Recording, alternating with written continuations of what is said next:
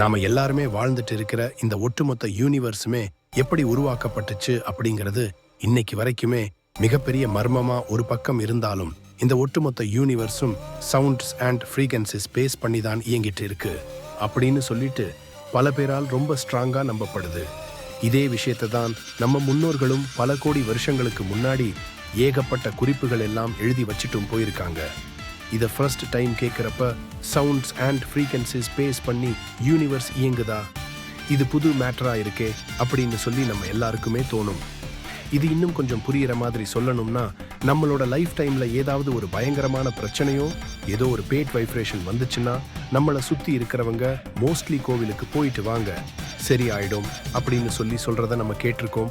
அதே மாதிரி அவங்க சொன்ன மாதிரி கோயிலுக்கு ஒன்ஸ் நம்ம போயிட்டோம்னா அடுத்து என்ன பண்ணணும் அப்படிங்கிற ஒரு கிளாரிட்டியும் நமக்கு கிடைக்கும். நம்மளை சுற்றி ஒரு பயங்கரமான பாசிட்டிவ் எனர்ஜி நம்மளால ஃபீல் பண்ண முடியும். இதுக்கான காரணம் என்ன அப்படின்னு பார்த்தீங்கன்னா, கோயில் அப்படிங்கிறது நம்ம நினைக்கிற மாதிரி ஒரு சாதா இடம் கிடையாது. பீகாஸ் அங்க இருக்கிற சவுண்ட்ஸ் அண்ட் ஃப்ரீக்வன்சிஸ் நமக்குள்ள இருக்கிற நெகட்டிவ் எனர்ஜியை ஃபுல்லா நியூட்ரலைஸ் பண்ணிட்டு என்ன அடுத்து பண்ணும் அப்படிங்கிற மாதிரியான பாசிட்டிவ் எனர்ஜி ஃபீட் பண்றதா சொல்றாங்க.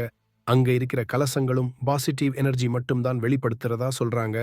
ஸோ நீங்க போனதுலேயே ரொம்ப பாசிட்டிவான கோயில் இது அப்படின்னு சொல்லிட்டு மறக்காம லைக் பண்ணிட்டு கீழே கமெண்ட் பண்ணுங்க.